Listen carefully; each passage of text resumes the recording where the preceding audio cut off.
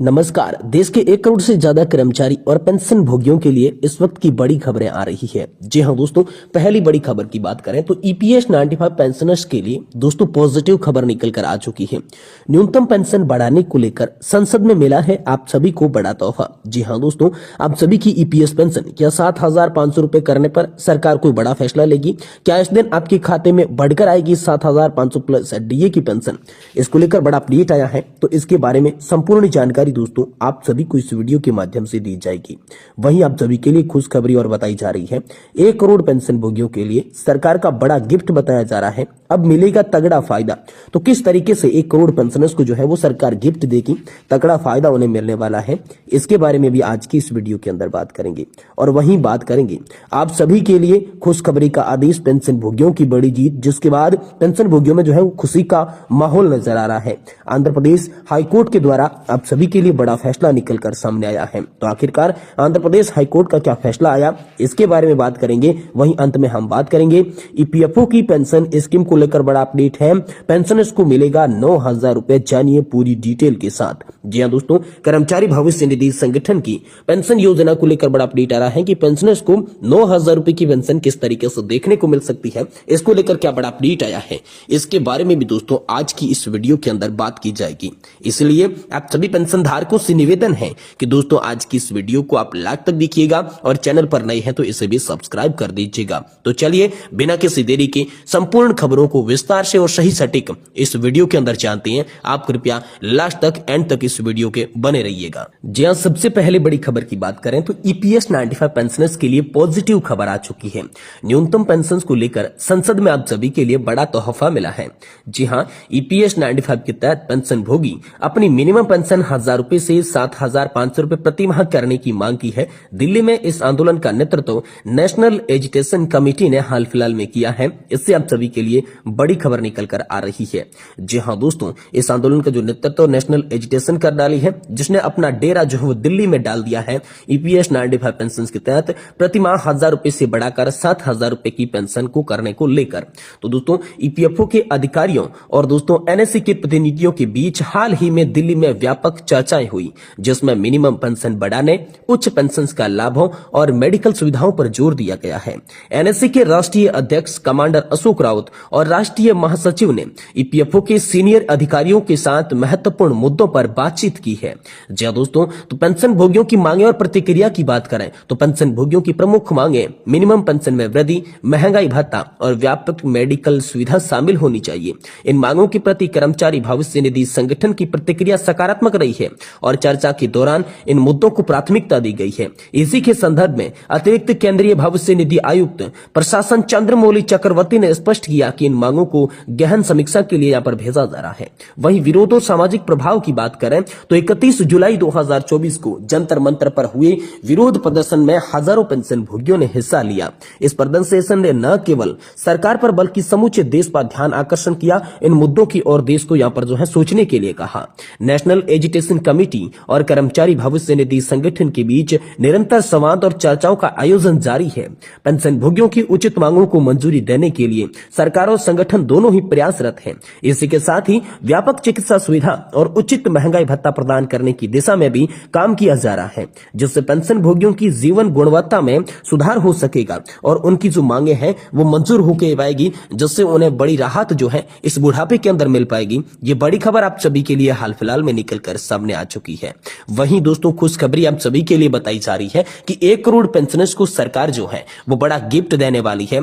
ज्यादा पेंशन आपको मिलेगी, ज्यादा फायदा अब आप सभी को मिलेगा। तो 1 करोड़ से ज्यादा पेंशनर्स के लिए क्या बड़ी खबर निकल कर आई, चलिए आपको पूरी विस्तार से जानकारी देते हैं। देश के करीब 1 करोड़ पेंशन भोगियों के लिए केंद्र सरकार और स्टेट बैंक ऑफ इंडिया ने बड़ी खुशखबरी दी है। पेंशन भोगी के हित में एक के बाद एक अहम घोषणाएं की गई है, जिसमें कोर्ट के महत्वपूर्ण आदेश, बैंकिंग सुधार और हेल्पलाइन नंबर की शुरुआत भी शामिल है। ये सभी कदम पेंशन भोगियों की सुविधा को बेहतर बनाने और उनके जीवन को सरल बनाने के उद्देश्य से उठाई गई है। वहीं पहले हम बात करते हैं इलाहाबाद हाईकोर्ट का पेंशन भोगियों के लिए बड़ा फैसला निकल कर आया है। इलाहाबाद हाईकोर्ट ने हाल ही में एक ऐतिहासिक फैसला सुनाते हुए कहा कि रिटायरमेंट बेनिफिट को रोकना न केवल अवैध है बल्कि एक गंभीर नैतिक अपराध भी है। कोर्ट केंद्र सरकार और राज्य सरकारों को निर्देश दे चुका है कि वे सुप्रीम कोर्ट के उस आदेश का सख्ती से पालन करें जिसमें पेंशन भोगी और रिटायरमेंट बेनिफिट में देरी को अस्वीकार्य बताया गया है।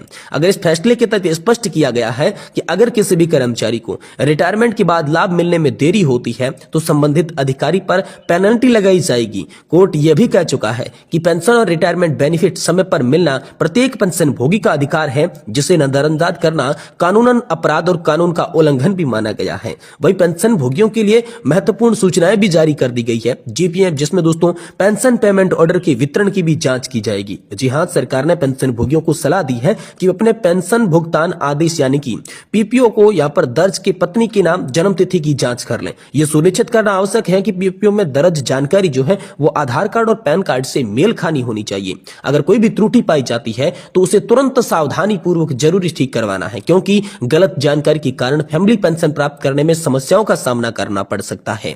आधार कार्ड और पैन कार्ड की जानकारी का मिलान करना विशेष रूप से आवश्यक है ताकि भविष्य में किसी भी प्रकार की कठिनाइयों से बचा जा सकेगा। वहीं केंद्र सरकार ने पेंशन भोगियों के लिए महत्वपूर्ण सर्कुलर भी जारी किया है। जी हां, केंद्र सरकार ने सभी विभागों और बैंकों के पेंशन भोगियों की समस्याओं को प्राथमिकता से हल करने का निर्देश दिया।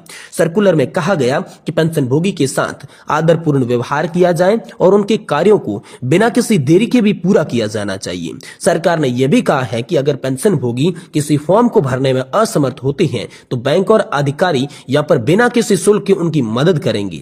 बैंकों को निर्देश भी दिए गए हैं कि वे पेंशन भोगी के लिए अलग से हेल्प डेस्क बनाएंगे और उसे लंबी प्रतीक्षा से भी बचाएंगे।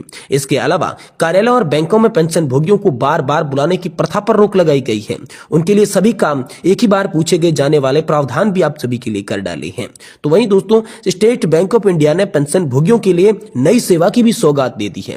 स्टेट बैंक ऑफ इंडिया यानी कि एसबीआई ने अपने ग्राहकों और पेंशन भोगियों के लिए एक नई सुविधा की शुरुआत की है। अब पेंशन भोगी को अपने बैंकिंग कार्यों के लिए पासबुक लेकर जाने की जरूरत नहीं होगी।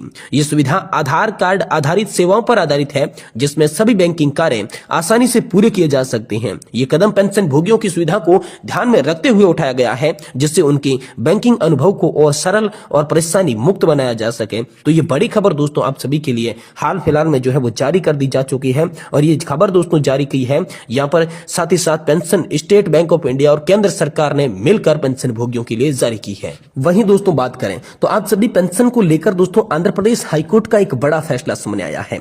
जी हां दोस्तों, आंध्र प्रदेश हाईकोर्ट के इस फैसले के बारे में बात करें तो आंध्र प्रदेश हाईकोर्ट ने कुछ पेंशन भोगियों द्वारा दायर याचिका के आधार पर कोर्ट ने पेंशन भोगियों के पक्ष में ऐतिहासिक फैसला सुना दिया है। याचिका में पेंशन कम्यूटेशन की कटौती को 15 वर्षों तक जारी रखने की प्रक्रिया को अनुमोदित बताया गया था। कोर्ट ने इस प्रथा को खत्म करते हुए आदेश दिया कि 11 वर्ष 3 महीने के बाद कम्यूटेशन की रिकवरी तत्काल प्रभाव से बंद कर दी जाएगी। जी दोस्तों, कोर्ट के फैसले के बाद आंध्र प्रदेश सरकार ने 25 नवंबर 2024 को एक ज्ञापन जारी किया। इसमें स्पष्ट निर्देश दे दिए गए हैं कि 11 वर्ष 3 महीने पूरे होने के बाद पेंशन भोगी की पेंशन से कम्यूटेशन की कटौती बंद कर दी जाए। सभी जिला कोषागार, लेखा अधिकारी और सीआरटी के सहायक कोषागार अधिकारियों के लिए निर्देश दिया गया है कि 31 अक्टूबर 2024 तक जिन पेंशन भोगियों की रिकवरी पूरी हो चुकी है उन्हें पेंशन से कटौती नहीं की जाए, और इस आदेश का जो अनुपालन है वो सख्ती से साथ सुनिश्चित करने के लिए यहाँ पर आप सभी के लिए बड़े दिशा निर्देश जारी किए गए हैं। तो यह हाल फिलहाल में बड़ी खबर जो है वो पेंशन भोगियों के लिए निकलकर सामने